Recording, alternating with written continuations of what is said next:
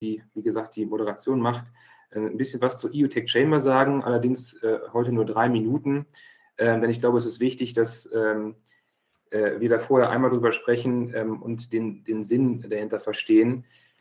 Wie viele von Ihnen bereits vielleicht von vornherein schon wissen, weil sie vielleicht das zweite oder auch dritte Mal schon dabei sind, die EU Tech Chamber hat sich gegründet 2015 und wir haben eine Vision, die heißt Technology Obliges. Und hinter dieser Vision stecken 3 Ziele: Competitiveness, Growth und Sustainability. Und wir glauben ganz fest daran, dass es in Europa ganz, ganz viele gute Ideen gibt, ganz, ganz viele gute Möglichkeiten, um diese 3 Ziele tatsächlich mit neuen Technologien auch zu erreichen. Also wir sind nicht davon ausgegangen, dass wir jetzt diese Ziele erreichen mit irgendwelchen Verboten und so weiter, sondern es gibt für uns in unserer Welt genügend technologische Lösungen, um das tatsächlich miteinander zu vereinen, um das zu erreichen. Und dafür steht die EU Tech Chamber. Wir haben auch verschiedene Eventformate natürlich. Wir haben verschiedene Dinge, die EU Tech auszeichnet. Da sehen Sie einmal oben eine Toolbox und unten die sogenannten EU Tech Programs. Die EU Tech Toolbox, das ist quasi für alle Mitglieder von uns eine Toolbox, also ein Werkzeugkasten, wo wir uns daraus bedienen können. Einmal links sehen Sie die Publications. Wir machen mit diesen 16 Alliances, mit diesen 16 Kommissionen, Chaptern und mit den Tech Councils, wo ich nachher noch drauf kommen werde, verschiedene Publikationen. Einmal machen wir White Papers für die Industrie, wir machen Positionspapiere für die Politik und V4E ist eine Abkürzung für das Visions for Europe Magazin, was einmal im Quartal auf Deutsch und auf Englisch erscheint und wo wir halt diese Dinge, die wir in den Alliances besprechen, diese thematischen Sachen aufgreifen und tatsächlich in ein Magazin packen. Und daneben sehen Sie Section Meetings. Das, was wir heute machen, ist aber noch eins. Daneben ist es ein Event. Und von diesen Webinaren gibt es über 200 in diesem Tech Center, wo Sie sich gerade befinden. Und diese Webinare sind öffentlich. Das heißt, jede Alliance macht einmal im Monat zu einem verschiedenen Thema solch ein öffentliches Webinar. Diese Section Meetings, das war zum Beispiel letzte Woche Freitag für die Germany Alliance oder nächste Woche Freitag für die Germany Alliance. Das sind Working Group Meetings, wo wir uns untereinander in den jeweiligen Alliances austauschen können. Nächste Woche Freitag, kann ich dann direkt schon sagen, von 9 bis 10 Uhr findet das Follow-up zu diesem Event statt. Sie haben sicherlich als Gast schon gemerkt, dass Sie heute die Webcam nicht anschalten können, denn heute ist eine Panel-Diskussion und heute sind Keynotes an der Reihe. Das heißt, heute wird das Thema Blockchain und Klimaschutz das erste Mal präsentiert und in der nächsten Woche am Freitag von 9 bis 10 Uhr haben alle die Gelegenheit, wenn Sie denn möchten und Zeit haben, dort wirklich auch eine Diskussion mitzumachen. Das heißt, es sind alle Mikros auf und auch alle Webcams können dann benutzt werden. Und dieses Virtual Center, was Sie auch sehen können unter technology.eu oder unter tech.forum, das kommt nachher auch nochmal in diesen Slides, das nutzen wir tatsächlich als Matching-Plattform, als unsere Daily Infrastructure, denn wir sind eine internationale Organisation. Wir haben Mitglieder aus aller Herren Länder und sind eine der größten Technologiekammern Europas und deswegen wollen wir diesem auch gerecht werden.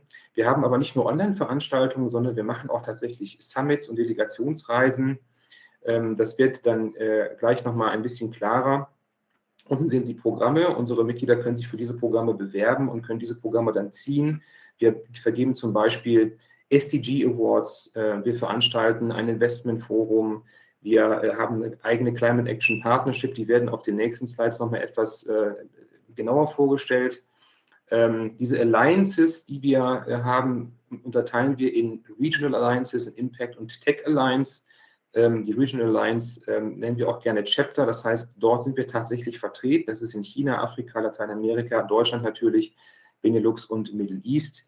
Die Impact Alliances, das ist unter anderem Academy, SDGs, Finance, Policy, Climate Action und Women in Tech. Das heißt, da geht es halt um Impact-Themen und um die Technologie-Themen ganz rechts.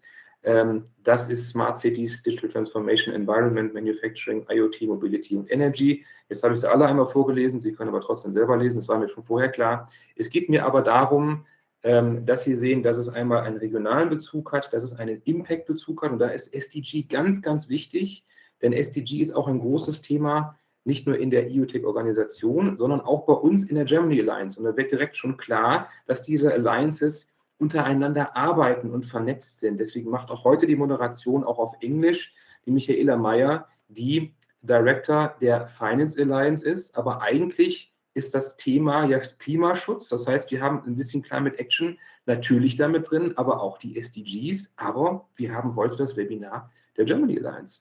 Und das alles miteinander zu vernetzen, das ganze Know-how zu bündeln und dann daraus neue Projekte zu machen, neue Technologien irgendwo das miteinander zu verbinden, das ist die eigentliche Aufgabe der EOTech. Und Sie haben hier, wenn ich jetzt eine weitergehe, Upcoming Summits, Expos and Awards. Wir machen natürlich nicht nur Webinare und irgendwelche Working Group Meetings zu diesen verschiedenen Themen, sondern wir haben auch größere Veranstaltungen. Wir haben zum Beispiel die Let 'em Edge Expo am 30. Juni, am 27. September macht die China Alliance ihre eigene Expo und dann haben wir eine Expo, so eine Joint Expo, die verschiedene Alliances tatsächlich vorbereiten. Das ist unser Future Technology Global Summit. Machen dann insgesamt 5 Alliances dann mit und veranstalten dieses große Event, diese große Expo und am 10. November machen wir die EOTech Investments Awards. Michaela, da kommst du dann natürlich ganz groß raus für die Finance Alliance und wir erwarten für diese Expos rund 4.000 Registrationen, also 4.000 Teilnehmer. Das können wir deshalb relativ genau sagen, das kann ich ja auf der letzten Seite, und das war es dann für jetzt, auch nochmal zeigen, wie der Outreach eigentlich bei uns ist. Wir haben über 200 dieser Webinars, die wir heute zum Beispiel machen. Von den Working Group Meetings hatten wir im letzten Jahr 456 und so weiter und so fort. Sie sehen, über 50.000 Leute haben sich hierzu registriert. Das heißt, wir haben wirklich eine globale Reichweite und das wollen wir natürlich nutzen. Es macht keinen Sinn, wenn jetzt die Germany Alliance nur was für Deutschland macht, aber die anderen Sachen nicht nutzt. Deswegen ist das ja gerade mit so viel Kraft und so viel Stärke verbunden. Eine Sache möchte ich noch sagen, ich bin nicht nur Director der Germany Alliance, der EOTech, sondern ich bin auch vor allen Dingen Vice President des European Senate. Der European Senate sitzt in Brüssel und während die EOTech groß ist, über 2.000 Mitglieder hat und viel für Schwarmintelligenz macht und viele Themen vorantreibt, ist der European Senate mit Senatoren, sage ich jetzt mal, bestückt. Und diese Senatoren sind in den meisten Fällen Vorstände und auch CEOs von großen Unternehmen. Und diese beiden Welten miteinander zu verbinden, das ist unsere Aufgabe, das ist auch unser Purpose. Deswegen stehen wir jeden Tag auf und machen das. Wir wollen, dass die Technologien nicht nur unter den Start-ups jetzt immer mal ausgetauscht werden, sondern die Startups sollen den direkten Kontakt zu großen Unternehmen bekommen und andersrum auch. Also es sind auf beiden Seiten Accelerators und ich hoffe, ich konnte Ihnen jetzt in den 10 Minuten ein bisschen was über die EOTech sagen. Ich freue mich jetzt riesig auf die Moderation. Ich komme dann gleich nochmal rein und habe ein kleines Präsent für unsere 4 Panelisten heute. Von daher würde ich euch bitten, please switch on your cameras now. Now we will switch back to English and Michaela will do the moderation and I'm very happy to be here and to listen to you today and we will see in a few minutes and dear guests, enjoy our panel. Thank you very much. Thank you very much, Benedict, for this amazing introduction of our chamber. I will try to switch on my camera. It will take a few seconds. So, as Benedict already mentioned, my name is Michaela Meyer. I'm the director of the Finance Alliance, and I will be moderating today's amazing event. Today's webinar is about blockchain and climate action using the 21st century technologies to increase climate awareness and climate action. And I would like to start directly with introduction of our first speaker, that is Mr. Jörn Erbkut. And after his presentation, we will have another 2 keynote speeches. So let me introduce Jörn. Jörn is head of technology insights at the Geneva Macro Labs and consultant in blockchain and data protection, GDPR. With majors in computer science and law, he takes a multidisciplinary approach to new technology. And 6 years ago, he worked as CTO for Swisslex. He then committed himself to help shape a better digital future. He did a PhD lectures at the different Swiss universities and is active in blockchain standardization. Jörn is also a board member for the German EDV, Gerichtstag, and the Swiss Entscheidungssuche .h association. So, Jörn, welcome. The floor is yours. I will promote you to moderator. and give you the presenter rights, and you will be able to, you have it, you can now present your presentation. The floor is yours.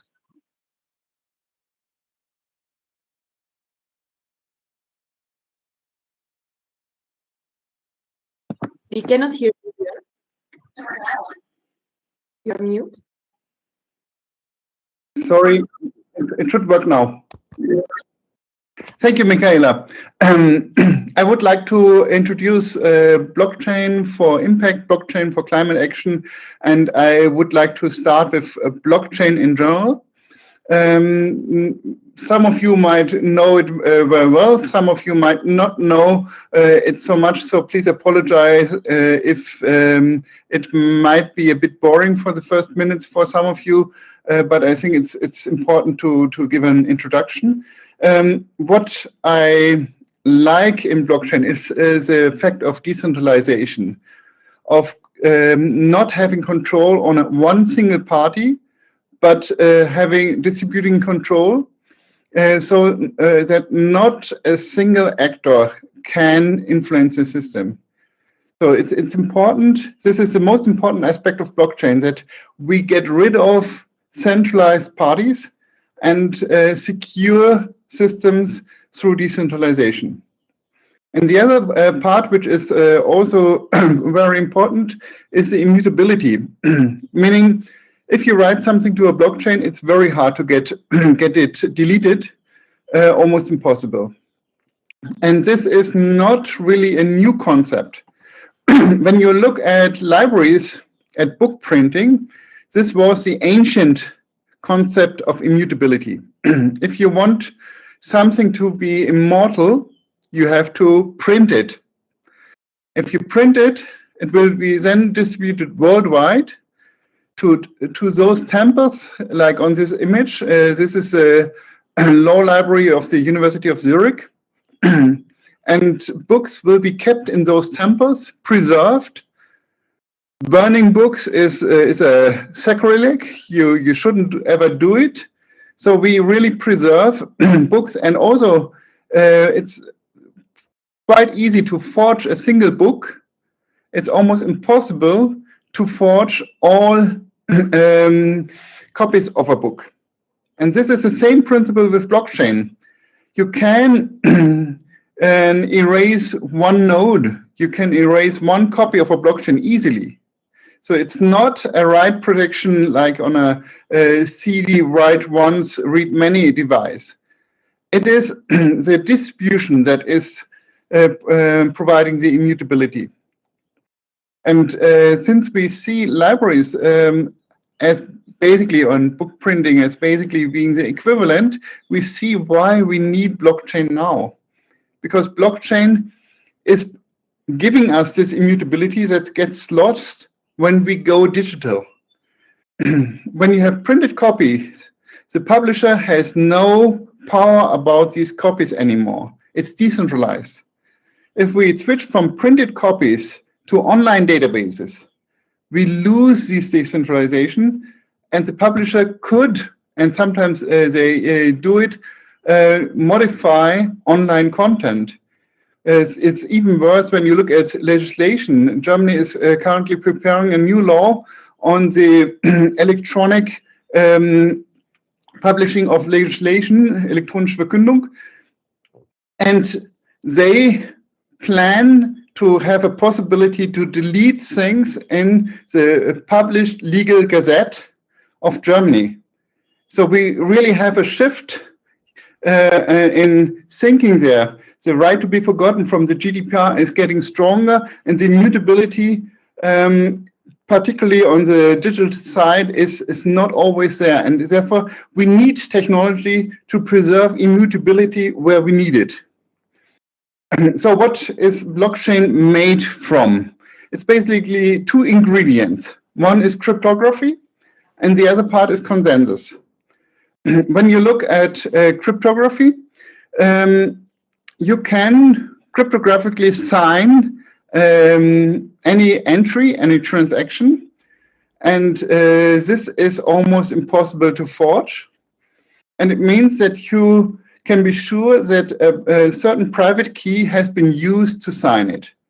You cannot always be sure that the right person has used the private key, but it is a pretty secure way to verify that a specific private key has been used. So why isn't that enough? We have cryptography for quite some time. We have EIDAS regulation. We have CERTIS in Switzerland. Why isn't that enough? Because cryptographically signed documents prove that something is there, but they cannot prove that something is not there.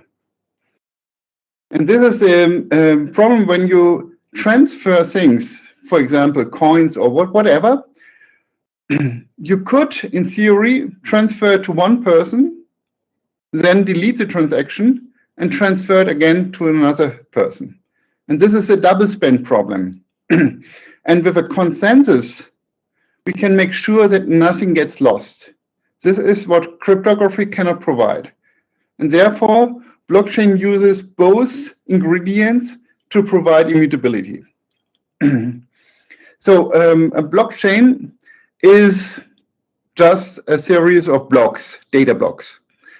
It stores data, but it's not a database, in my point of view. Some people call it a database, but for me, a database is something different, but of course, it has some similarities.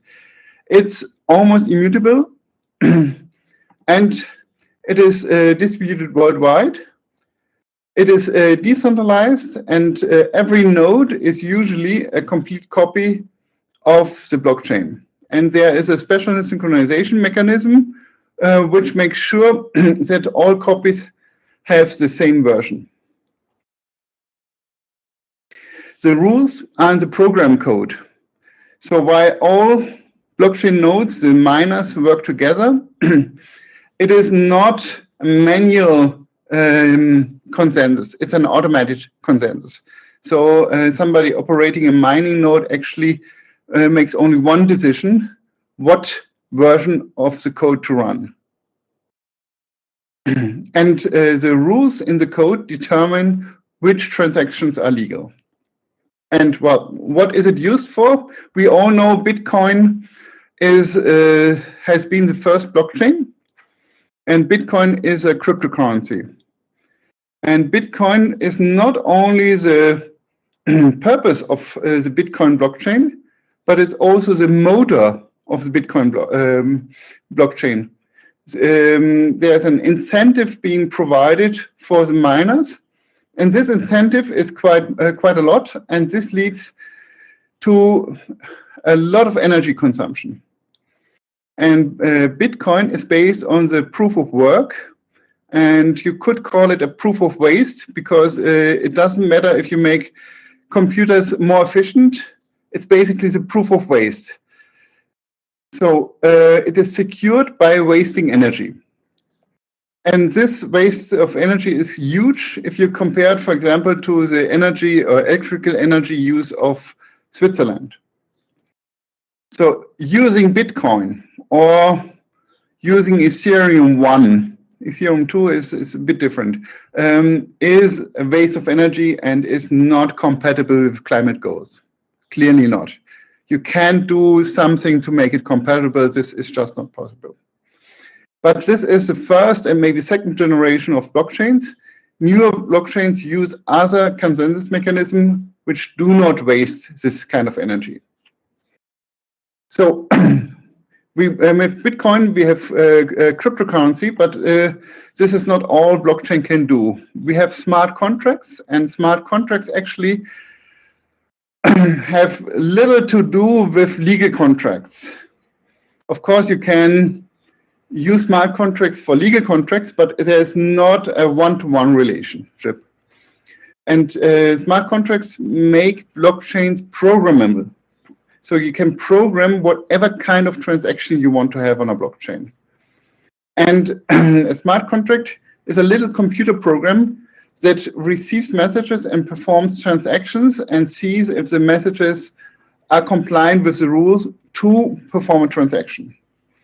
And the difference to a candy machine is that the smart contract is guaranteed to run as it has been coded, and that the code is public.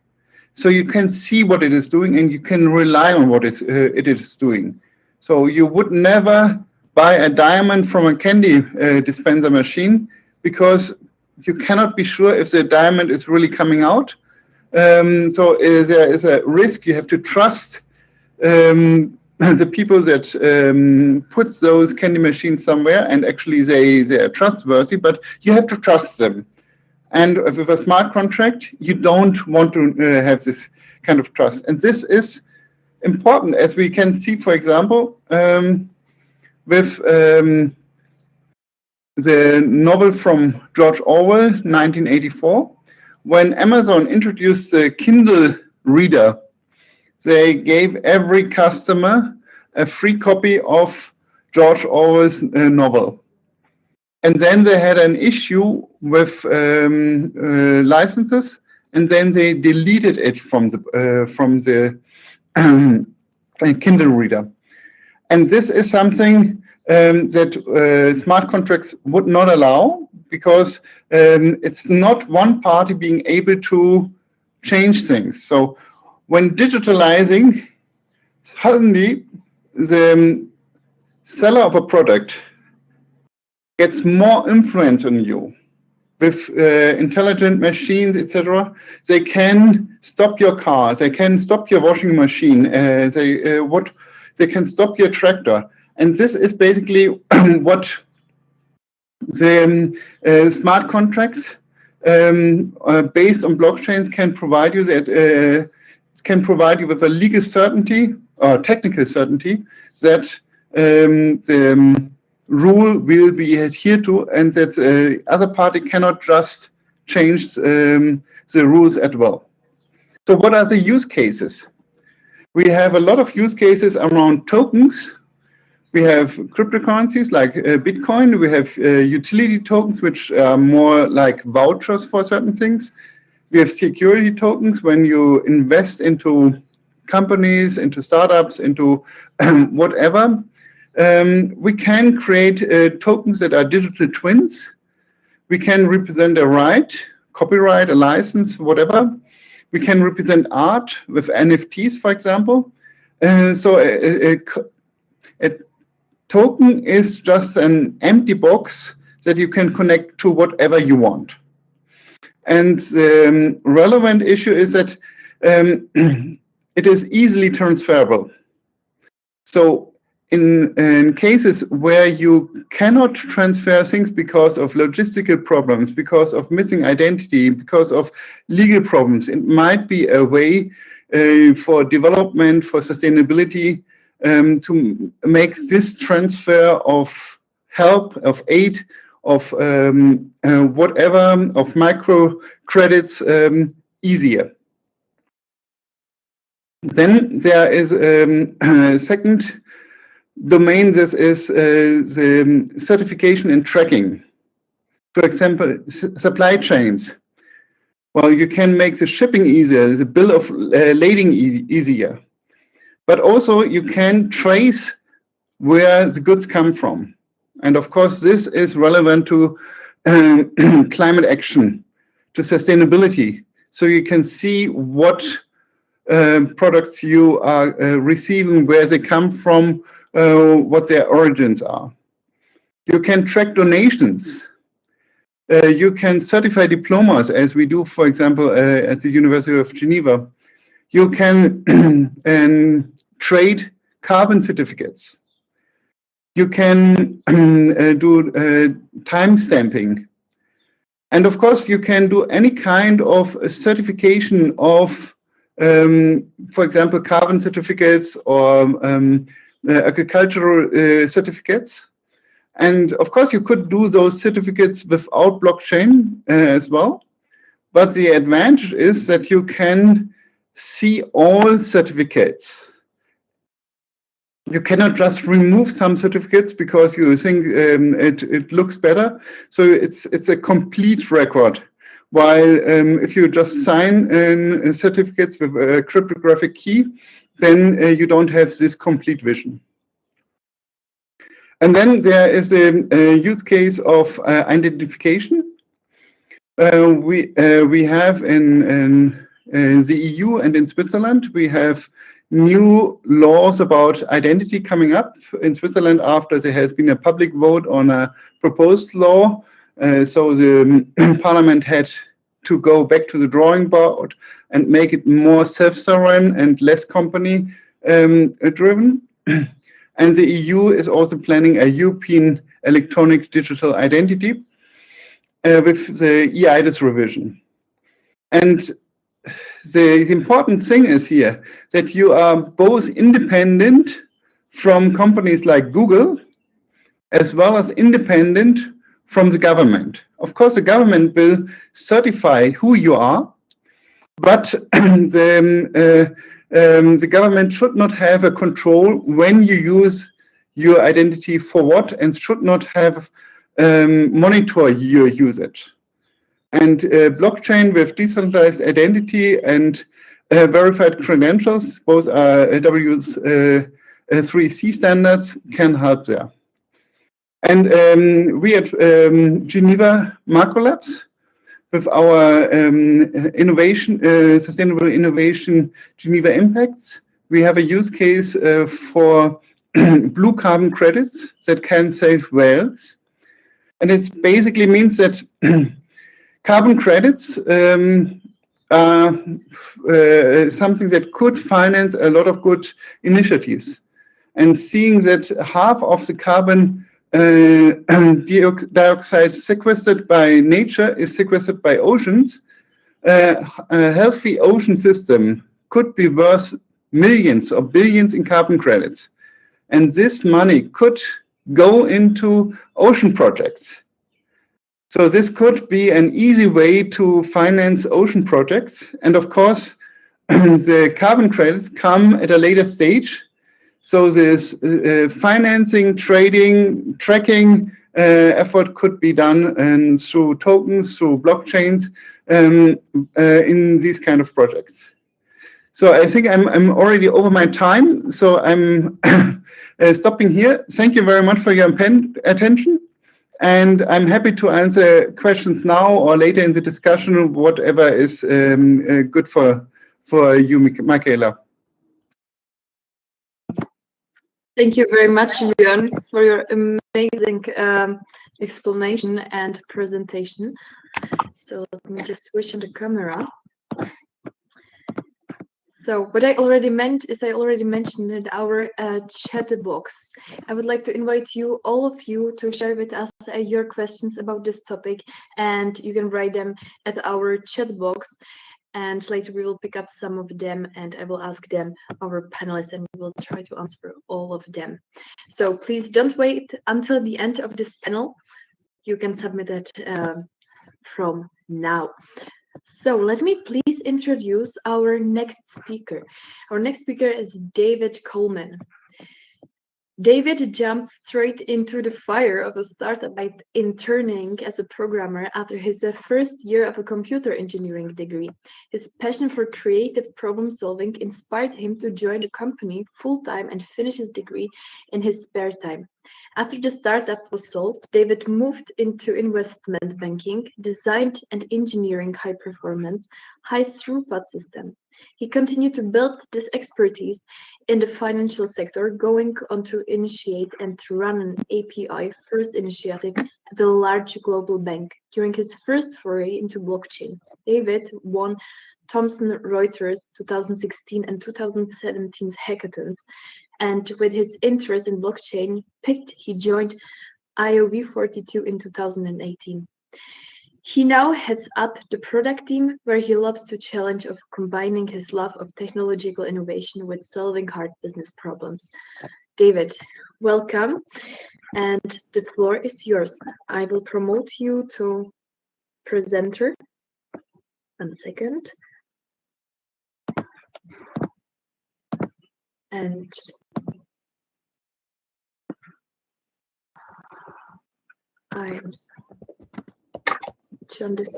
David disappeared. 1 second.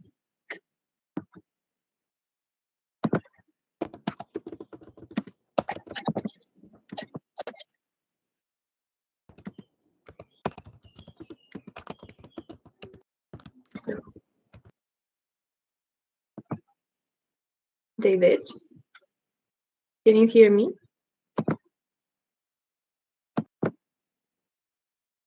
Oh, David? I can Okay. hear you. For some reason, it's not allowing me to. Oh, now it is. I can share my camera again now. Sorry about that. Thank you. Okay, the floor is yours. Hopefully, you can see my screen as well. Thank you so much for allowing me to share today. I'm going to talk a little bit about what IOV42 is doing in the space of timber supply. I've already been introduced, but just to say a little bit more about IOV42.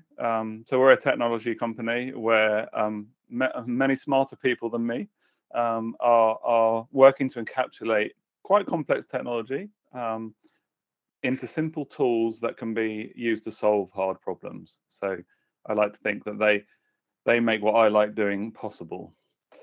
We're founded in 2016. We're based in London and Vienna, and we're building this trust technology platform for businesses and government users to be able to solve the sort of problems that they face, ESG being a big part of that. So more specifically, today I'm going to talk about what we're doing to help combat the illegal timber trade. And as you can see, illegal timber trade is a big problem. It's a huge business annually, and as much as 30% of timber is taken illegally. So what's the impact of this? So there's corruption and organized crime. We see the effects of the social injustice for farmers and forestry workers who aren't paid a fair wage and are often working in unsafe working environments. We see the ecological impact, biodiversity and habitats being ruined with the soil erosion and water cycle disruptions. And deforestation accounts for 15 to 20% of human generated carbon emissions. So it's a big problem, and illegal timber trade plays a big part in that. But it also has impact on the good actors, the organizations wanting to do the right thing, wanting to manage the forests properly, wanting to supply the timber in a sustainable manner. What are the sort of challenges that they're facing? So high cost of certification at the same time as decreasing trust in certification. And this is also excluding good actors from markets as well because of that high cost. There's an increasing regulatory demand. We've got the EUTR coming in, and that is increasing the demand on due diligence and risk management, particularly for importers. Lack of traceability through the supply chain. So it used to be you only had to know about your tier 1 supplier, and that's no longer enough. You need to know more about your tier 2, tier 3. And finally, there's huge investment allocations that are currently blocked because of this lack of ESG visibility, the lack of knowing that the right things are happening on the ground where this investment could be allocated. So our goal, how do we make it easier for the good actors and harder for the bad actors? And this is where blockchain can really play a part. So as I said, we build building a trust platform. So it's inspired by blockchain. It has a lot of the similar concepts. But from the outset, we approached it quite with some specific things in mind. We wanted to look at what are the fundamental questions of trust when organizations and participants are exchanging value.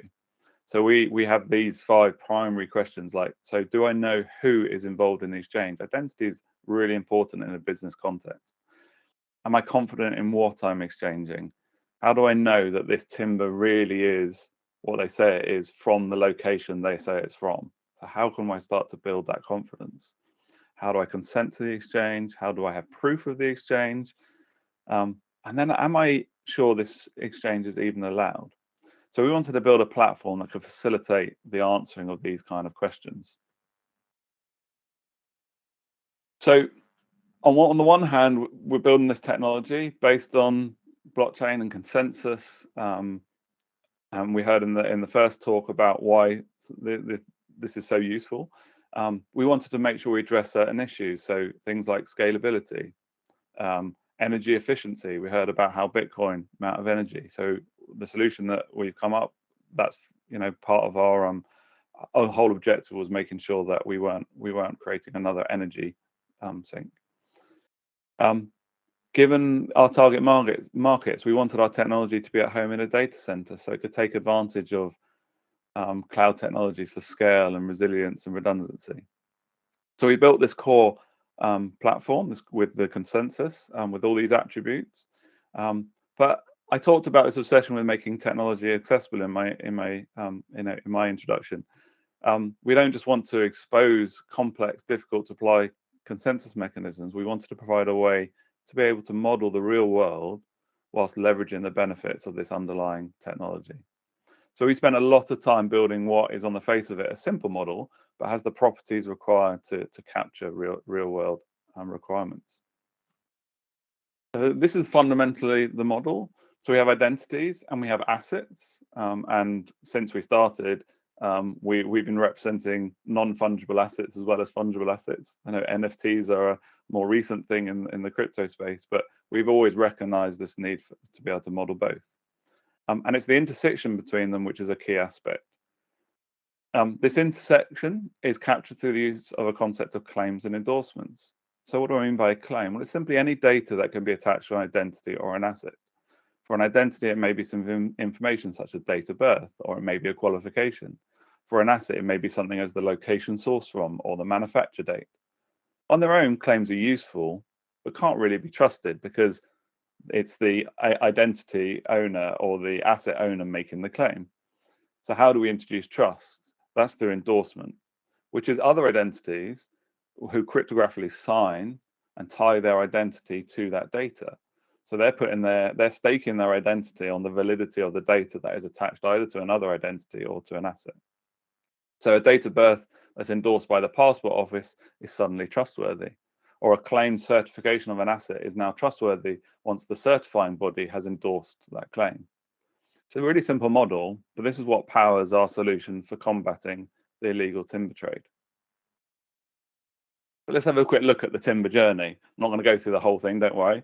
This is about as simple a diagram of the timber journey as possible while still capturing some of that complexity. As you can see, there's lots of participants, there's lots of stages in that supply. And data is accumulated along the timber journey. Who originates that data? Who validates that data? How do you guarantee the integrity of the data? It's all of vital importance. So when the importer, for example, is doing their due diligence, how can they trust all the data that is in front of them? How can they have all the data in front of them? And how can they trust that data? And it's these requirements that sit very well on the IOV42 model. There are even more roles and participants than I've shown here. You've got government agencies at the forest, at customs. There are certification bodies, audit firms, transport firms. There are validators. There's like providers of satellite imagery, organizations that do DNA analysis or isotope analysis to help identify species and location of the timber. And then the life cycle can extend beyond the retailer to post-consumption. So recycling, upcycling, and disposal of timber, really important aspects. And this is where we're looking to expand in the future.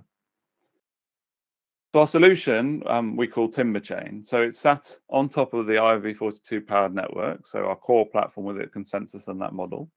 It allows the solution to define who's involved, define what is involved, capture the movement through the supply chain, capture all the data that is accumulated, and also restricting behavior. So where organizations are only allowed to harvest a certain amount of timber, the network itself can restrict the amount of that timber asset that can enter the network. On top of that, with that being provided, it allows people to do all these other things like validation and authorization and permissions and due diligence. So where are we with Timber Chain? So it's currently facilitating sustainable tropical timber supply from Southeast Asia. So it's live, which is great. It's not just a PSA anymore. It's actually being used as part of trade. We're looking to expand it further within Southeast Asia and then into locations in Africa. So you've got the producer can now provide proof of production, everything right. Processors can provide the transparent record, so you can detect or prevent rather illegal trade entering into the supply chain at that point. Exporters have a record of all the bundled shipments. Certifiers can audit these records. Importers can carry out their due diligence, and customers can verify the sustainability of their supply. So everyone, except the bad actors, are happy. So what are some of the benefits we're seeing so far? So the good actors are really keen. There's a real appetite to make it harder for the bad actors. We see competitors wanting to work together with each other. And there's a growing willingness to share data through the supply chain. We're seeing that recognition of increased transparency and accountability for stakeholders. Regulatory compliance, it's gone from months worth of work to literally a matter of seconds. Standardized data capture analysis and reporting, people are seeing the benefit of that. The reduced cost, time requirements, they can focus on more value, not more value, and value-adding activities. But it hasn't come without its challenges. So there have been misconceptions about blockchain. So where participants have knowledge of blockchain, it's typically limited to cryptocurrencies or latest trends such as NFTs. So there's a process of expanding people's knowledge beyond these existing limitations into what else such a technology can be used for. Digitization. So much of the timber industry, especially as you get further upstream, is paper-based. So this is a digital transformation combined with a new trust technology. Data sharing. There's been a lot of fear of sharing commercially sensitive data. So we've helped relieve this through technology and how the technology limits sharing and our approach to privacy by design. In terms of affordability and accessibility, the success of this as a solution to combat, for climate action, it needs to involve all the participants. So it can't just be a solution for the big companies. We've got to take into consideration those small holdings, in remote locations. So we look to achieve this with our approach to the underlying platform, make it as accessible as possible, and minimizing the requirements for any participant who wants to be involved. And then finally, cryptography. Typically, the nearest most people have got to cryptography is looking for the secure padlock shown when your browser is connected to a secure website. So these are new concepts for people, and it's probably been cryptography's biggest challenge to date. Certainly in terms of usability. So this is a key aspect, and we're really keen, and we work hard on making the technology as user-friendly and as accessible as possible. So what about the future? We want to complete the story from tree to consumer. We recognize trying to implement an end-to-end solution from day one was virtually was impossible. So we had to pick a part of it and have been growing out from there.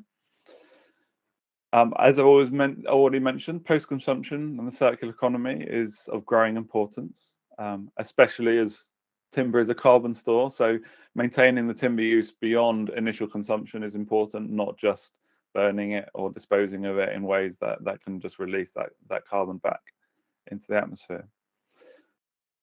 The timber trade is not the only cause of deforestation, as we all know. There are other causes and other commodities that can cause illegal deforestation. So we intend to look beyond the timber trade itself. We're very keen to apply this anywhere where it can help with illegal deforestation. What we have built is also well suited to the capture and accounting of carbon emissions through the timber journey. So that can be used first to understand the impact in regards to ESG goals. But then we envisage it being used to help drive value to those participants that limit their carbon footprint. And then finally, the social aspects. How do we ensure that fair payment is occurring all the way along the supply chain? And so we're really keen to not only look at the environmental impact, but also the social impact that our technology can have. And that's it. Hopefully it was interesting. Thank you very much for listening. Thank you very much, David, for this very informative presentation. And I'm looking forward to continue it during our discussion. So let me please introduce our next two speakers. So first of all, I would like to introduce Karl Erik Johansen. Karl holds a PhD degree in agroforestry from the School for Forest Management from Swedish University of Agriculture. Karl has over 2 decades of agroforestry management experience. He developed a project proposal for African Forest Forum with the aim to empower small community-based forest user and producer groups in Eastern and Southern Africa, and carried out a survey of the obstacles and potentials of a CBFG in 5 countries in Eastern and South Africa. He is a project leader and is coordinating with the Ethiopian counterpart a sub-project with focus on gap analysis and capacity building in forestry extension, included in the project institutional strengthening for catalyzing forest sector development project in Ethiopia. Karl, welcome. And maybe at the same time, I would like to welcome your colleague, Sandra. Sandra, are you with us? And maybe switch on your camera as well. And yes, hi. tell us more about you and your role. Welcome, both of you. Thank you. Sandra. Thank you. I'm Sandra Larsson. Thank you so much for having me. I have studied molecular biology at Uppsala University, and I've been working in sales most of my career in telecom and health sector. And I started to deep dive into blockchain technology last year, and I could really see the potential of it and how this technology is revolutionizing and important.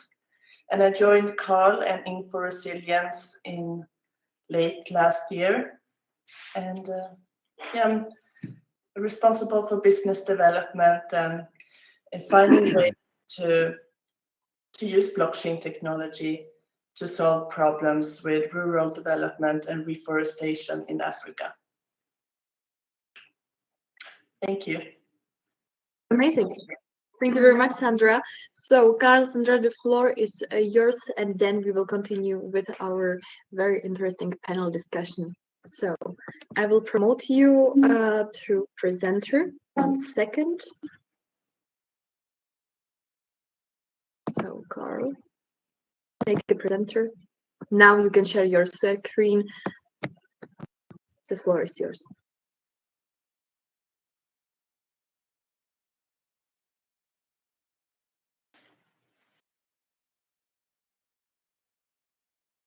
If it's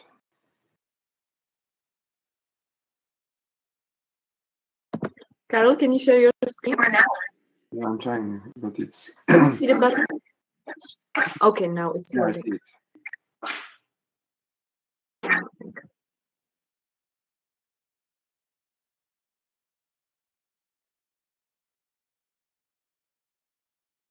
I don't know if what you see on your screen.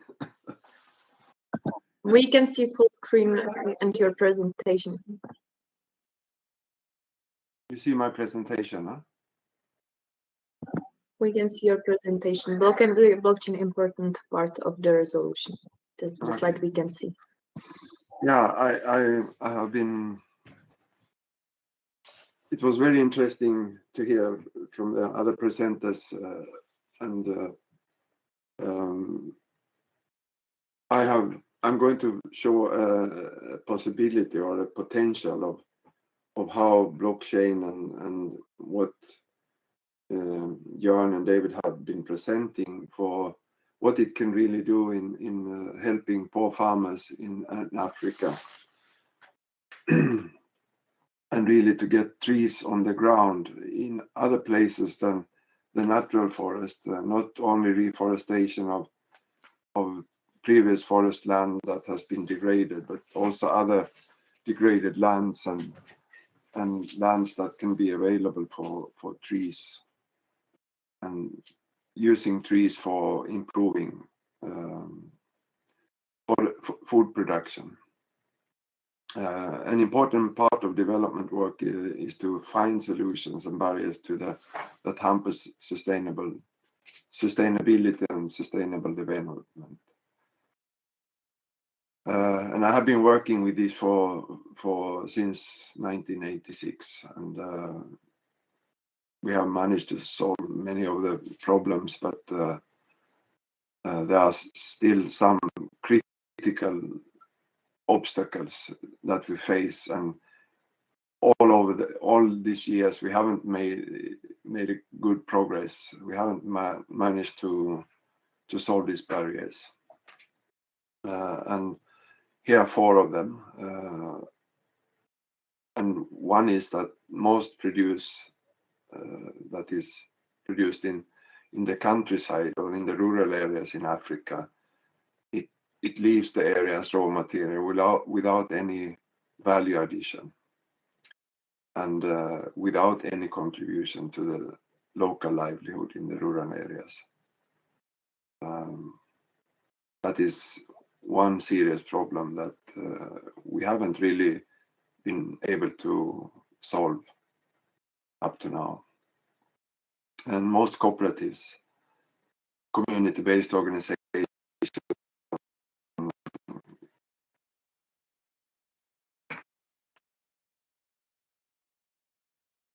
NGOs and so on,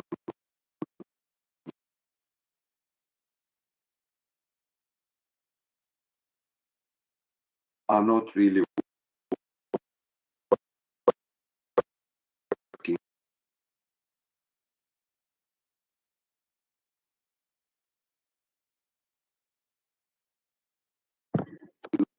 Carl, can you hear me? Carl, can you hear me?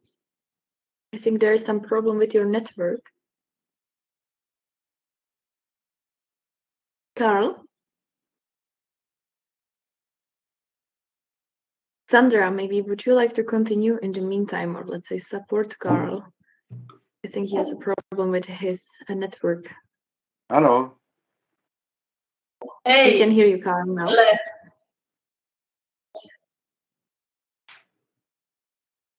Okay, hi. Can you hear me? Yes, we can hear you. Now we can hear you, Carl. Sorry about this. No problem. Maybe you can continue without camera. Then My the internet network will be connection more is- stable. No problem, Carl. You can just continue, and Sandra is here with us as well. So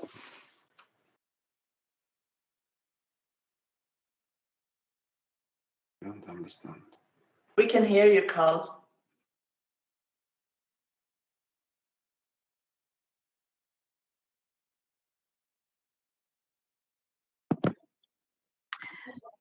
Sandra, maybe in the meantime you can introduce us our project and tell us some more about 4 critical barriers. If you have the presentation, or let's say in general your project, Yes. and how you use blockchain. So we're using blockchain to meet those barriers that Carl was speaking about. And since blockchain technology it is transparent and immutable, it can be used to verify assets like trees. And that's where we're going to start. We're going to start by giving each tree an own identity and a QR code so that you can trace the origin of each tree and follow it throughout the whole supply chain. And this will also benefit the local farmers and support climate effort initiatives, and reward them for their efforts so that the local communities will have better economy and also support entrepreneurships at the local level, because more control will be handed over to their own business. And Hello. yes, Carl, we can hear you again. Okay, I'm so sorry. That's okay. I don't know what happened. No problem, Carl. Can you Maybe see Sandra, my? you can let's say just finish. Yeah, we can see your screen. But just maybe, Sandra, you can, let's say, finish your sentence, and then Carl, we can continue with your presentation if you agree, because Sandra, let's say, started to describe your project and how we're using blockchain. Yes, so just explain shortly how we can verify trees and follow the origin of each tree throughout the supply chain. And now, Carl, you can continue at the 4 critical barriers, if you like. Yeah, thank you very much, Sandra. Carl. Thank you.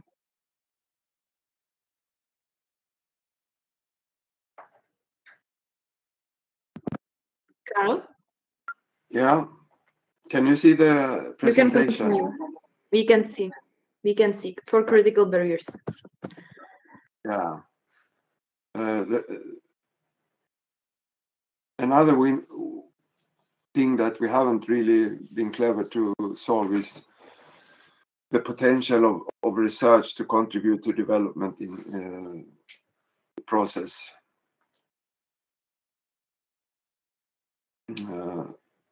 And verification of trees.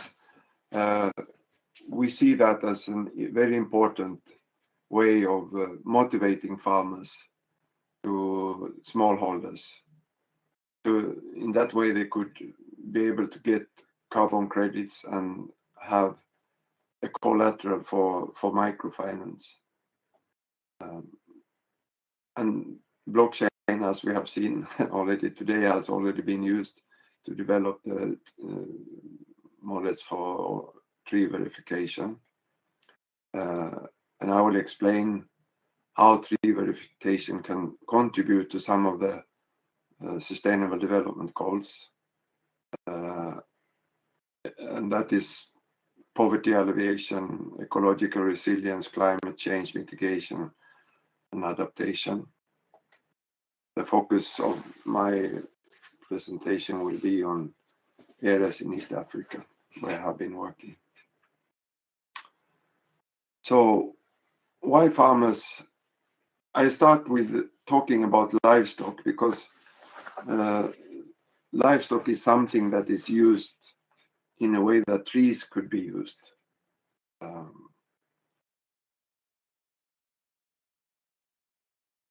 So it is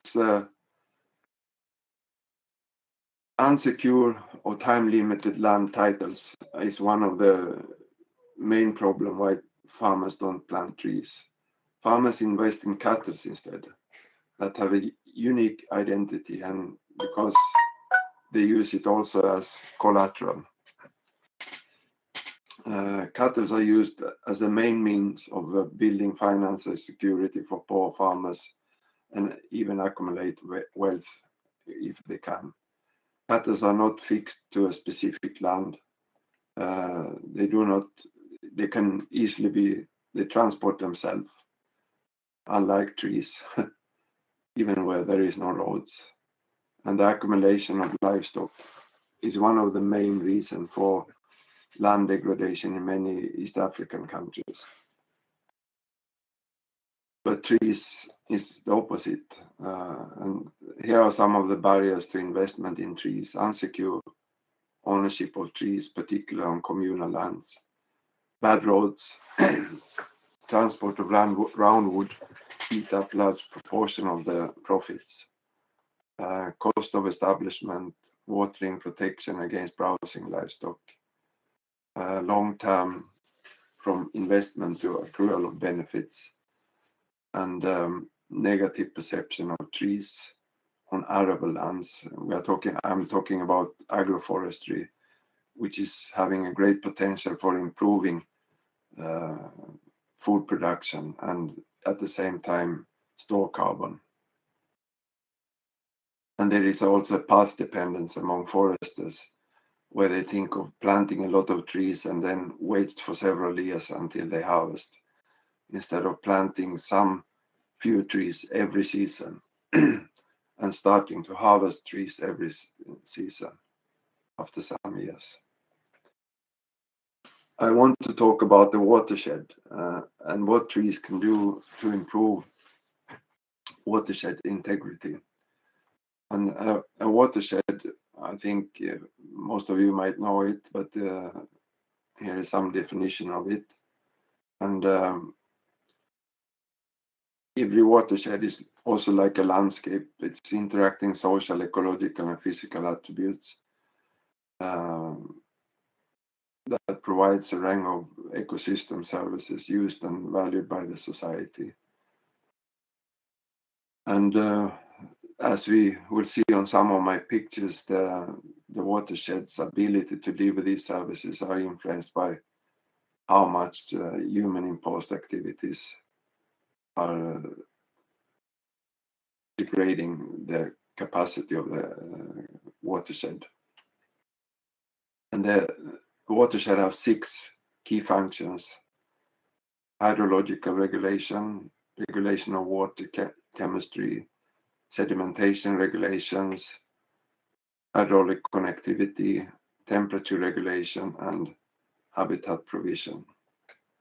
And a high level of water integrity exists when all these functions are operating at levels that support and maintain long-term sustainability of biodiversity and ecosystem services.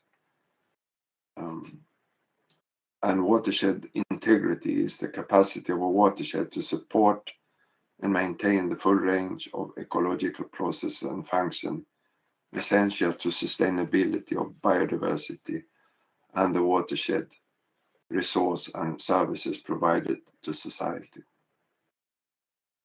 This is an explanation or a definition of watershed integrity by these guys here. And I want to show how the vicious circus of poverty and land degradation works in many parts of the area where I have been working, and how this is accelerated now by climate change. Here we have a hillside, and the thing that happens is clearing of trees.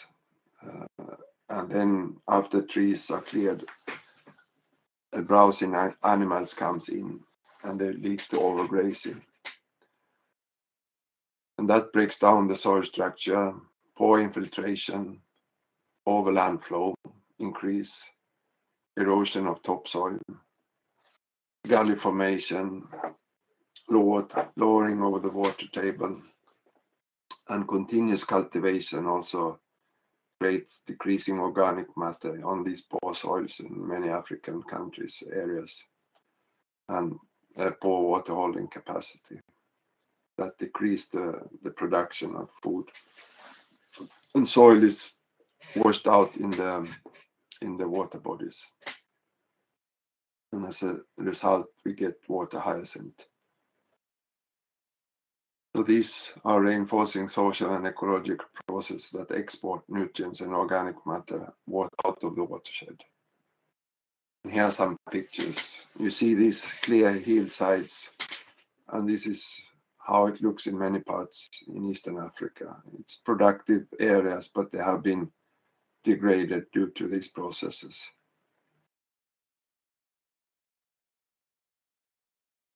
And here's Mara River coming out in Lake Victoria with a lot of sediment. And that results in this overgrowth of water hyacinth, which is a very big problem in Lake Victoria. So what to do about this? This can be changed with trees and forests.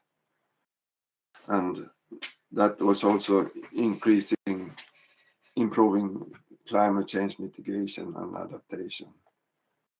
You plant trees, and starting in the upper part of the watershed, and you control the grazing, and you put in soil conservation. You plant trees and grasses on the contour that will catch the water, and this will also lead to improving soil organic matter, improving soil structure, and that will improve infiltration of water, and then overland flow will decrease, and erosion will decrease. And with agroforestry, you can improve food production. You improve the water holding capacity of the soil. You improve the soil chemical properties, and you increase subsurface storage of water. And furthermore, the soil decrease that is washed out in the water bodies.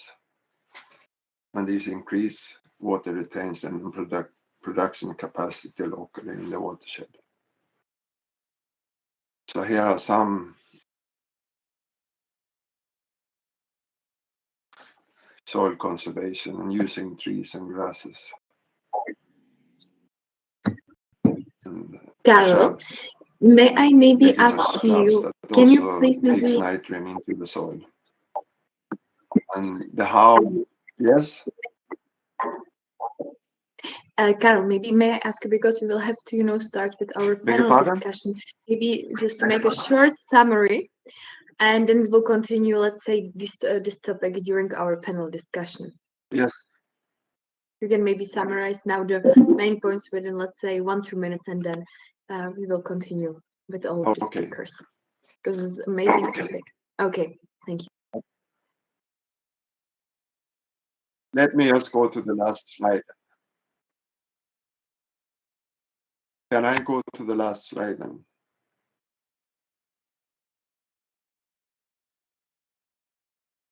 So these are it depends on how you plant the trees in the landscape and in the watershed. If you would like to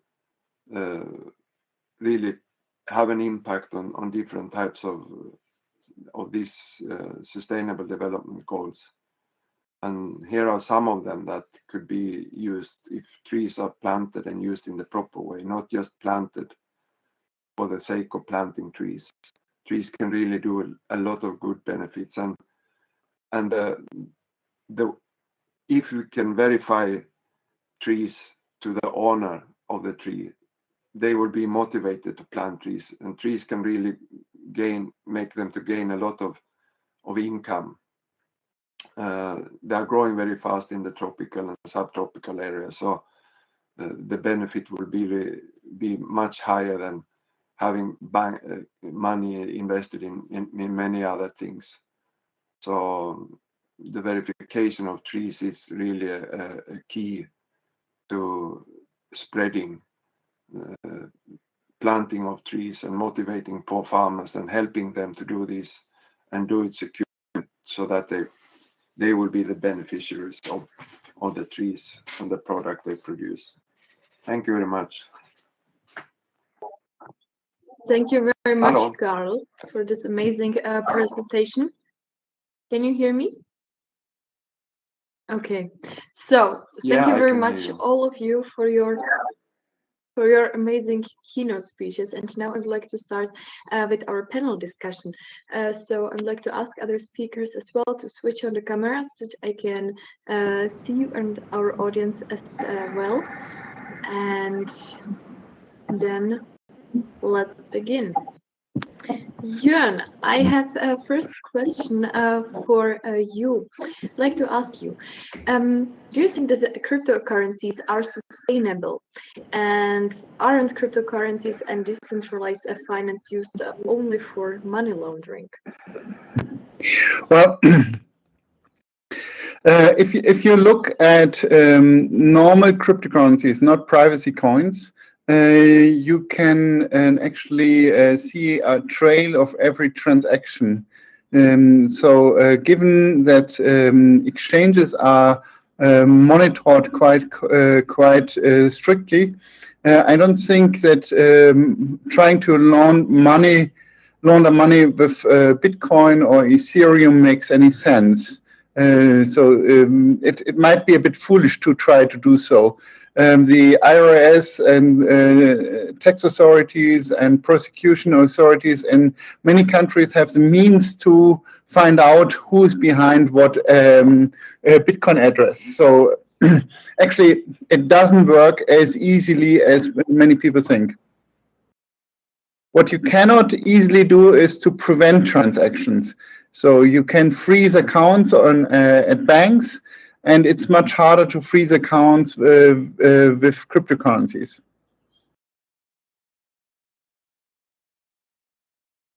Thank you very much, Yuan. David, would you like to add something? What is your opinion?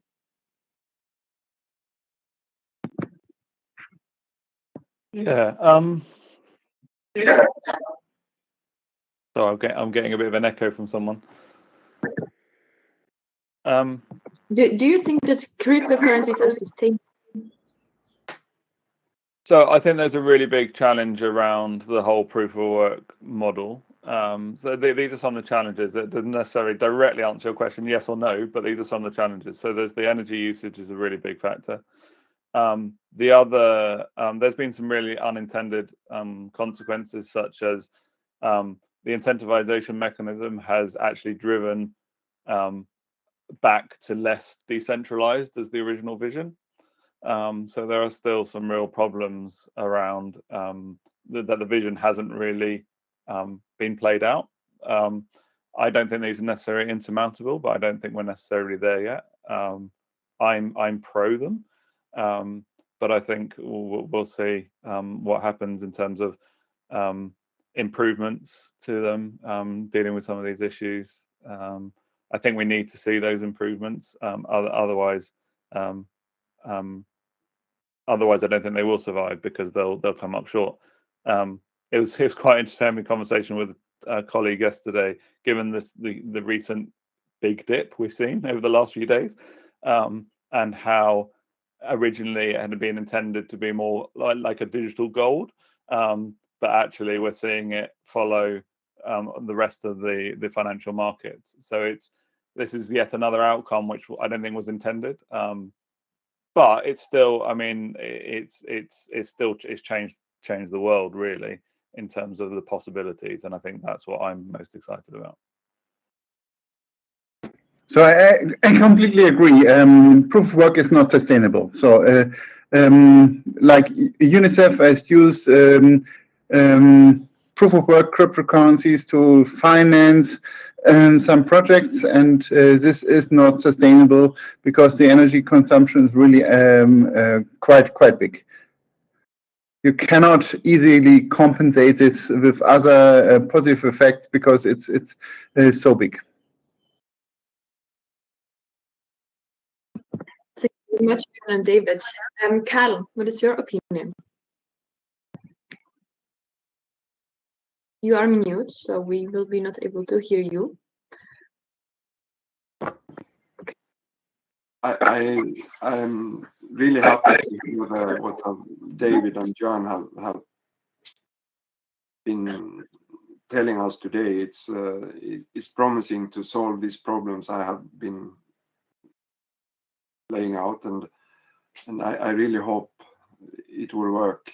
And I also believe that the high energy consumption of Bitcoin is really a problem. And I think there are now second or third generation of these that can be much more sustainable. So that's, but I see really something coming up as a promise and as a potential that I haven't seen in many years in blockchain and decentralized smart contracts, and that is, I really hope in that. Thank you very much, Carl. So I have a next question for David. David, what do you think are the common misconceptions or barriers to adoption when it comes to blockchain? Yeah, I think often the misconception is that people equate blockchain with cryptocurrencies, and they don't really look beyond cryptocurrencies. And that's because they're the things that have been in the news. It's just what people are far more familiar with. And so we find there's that that understanding is a barrier, and we have to help educate people. And it's the industry needs to take on that responsibility of saying, hang on a sec, cryptocurrencies are here, they have their place, but the potential of the technology is far bigger than just cryptocurrencies. And so that misconception, I think, is something that we need to deal with as an industry. And also what's come with that is the whole hype cycle as well. And so, I've talked to banks and organizations where, I've talked to them in the midst of the hype, where they're so excited and think, oh, blockchain can solve all these kind of problems. And I've also spoken to them in the trough of disillusionment, where they're kind of like, they've almost given up on the technology, full stop. And so it's just helping people discover actually where is the real value, where can it actually make sense. And we're quite pragmatic as well. We don't, at one end you've got the purist blockchain advocates who almost anarchistic in a way. But actually, the importance of identity in what organizations do, and the fact that organizations have built up trust in their identity. So how, rather than trying to sort of say, oh, you don't need that anymore because you've got blockchain, actually, how can we help organizations leverage the fact that they have trust in their identity? How can they realize the value in that? So for me, the big one is that whole education piece and showing people the real potential and separating it from the hype, if that makes sense. Amazing. Thank you very much. Johan, Karl, Sandra, would you like to add something? Johan, we cannot hear you. Sure. Sorry. I agree with David, and basically the potential of blockchain is smaller than the hype and much larger than the critics say. So blockchain is not the most efficient technology. Blockchain is a very bad database, if you want to call it a database. Blockchain should not be used when it's not needed. You should not have immutability for data protection reasons where it's not justified.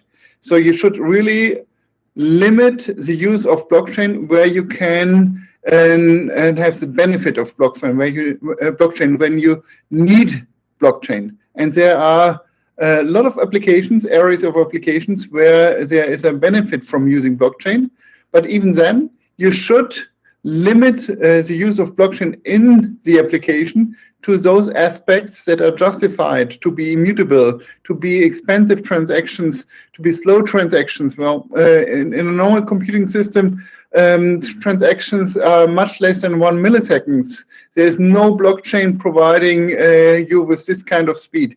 So it is something where you put an extra effort into having immutability, putting an extra effort in securing things.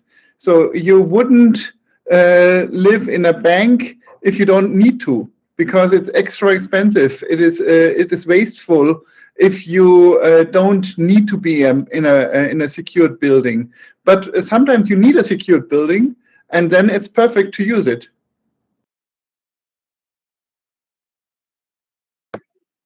Thank you very much, Jörn. Karl, Sandra.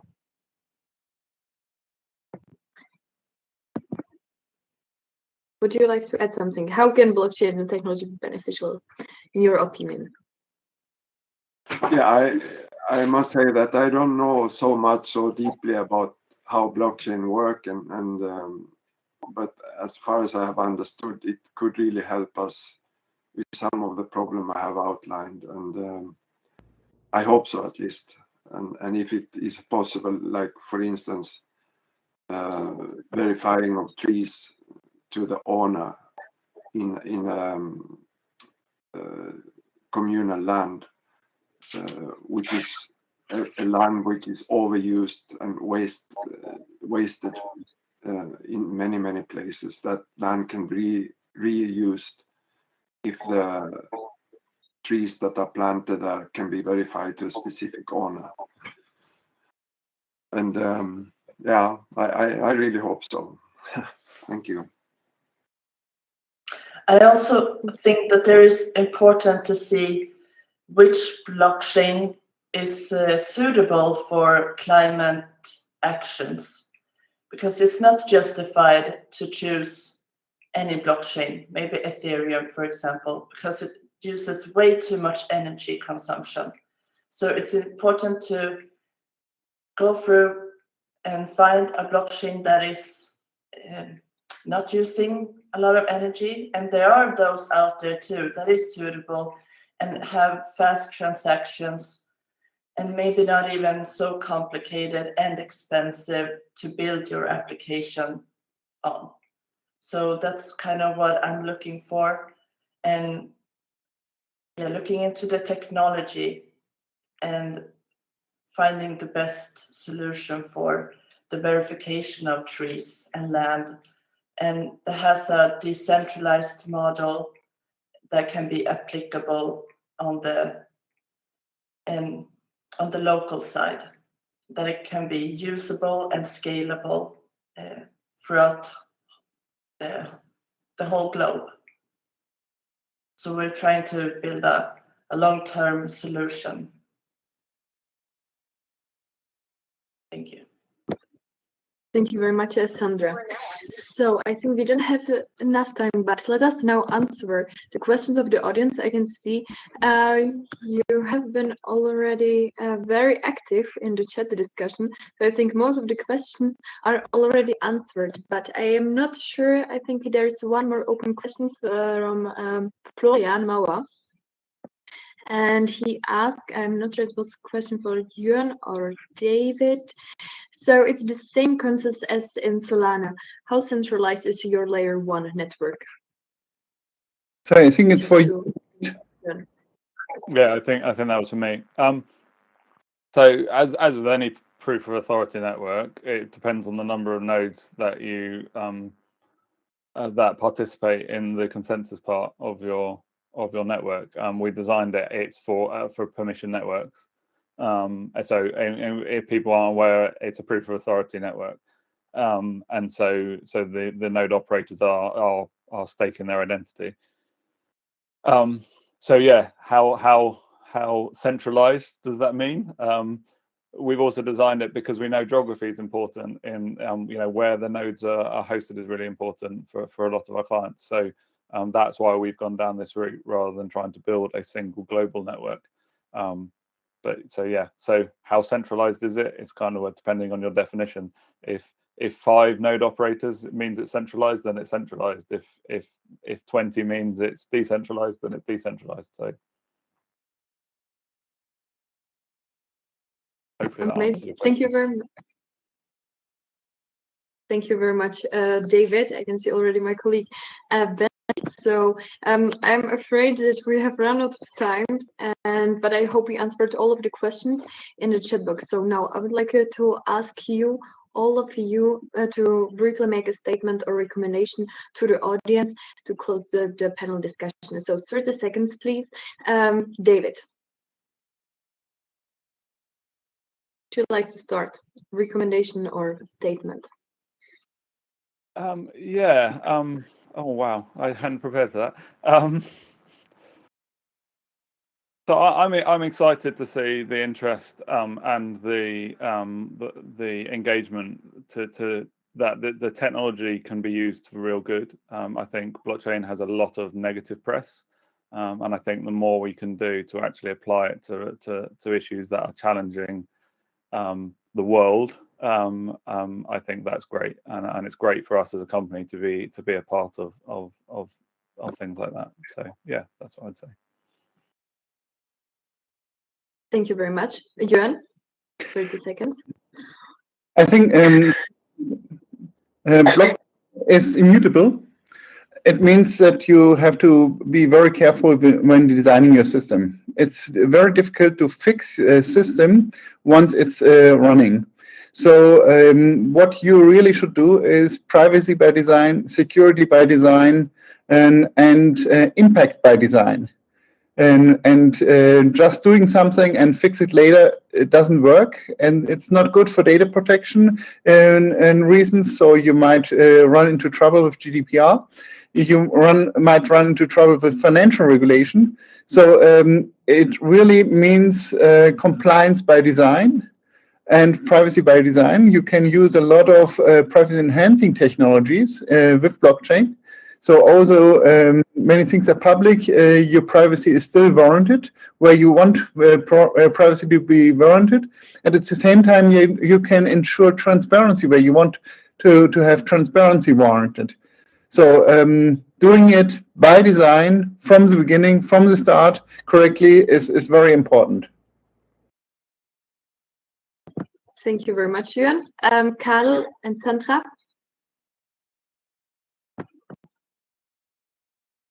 Yeah, as I have said before, there are many obstacles we face in making development work sustainable, and especially in the today's climate change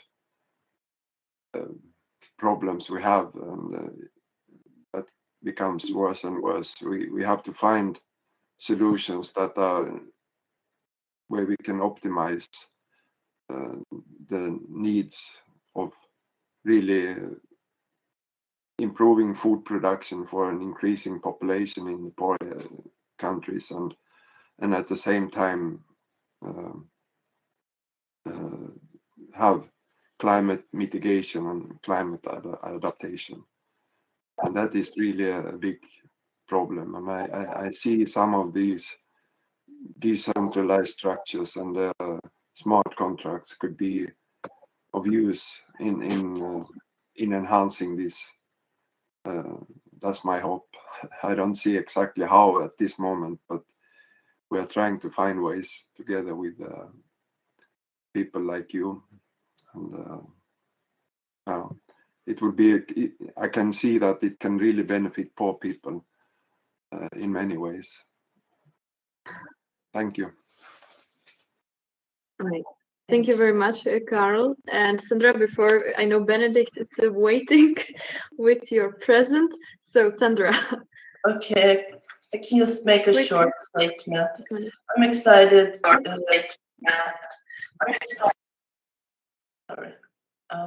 I'm excited for seeing the development of blockchain technology and how it is going to be used in the future for decentralized information and data management. And Info Resilience mission is to provide a more inclusive and resilient alternative to the African smallholders, improve security, and hopefully find solutions for climate mitigation. And yeah, I hope that we can develop a good solution for tracing carbon credits and verifying trees to begin with. Thank you. Amazing. Thank you very much, Sandra. And I think this is what you said, connected with our present, Benedict. I'm sorry, but now the floor is yours.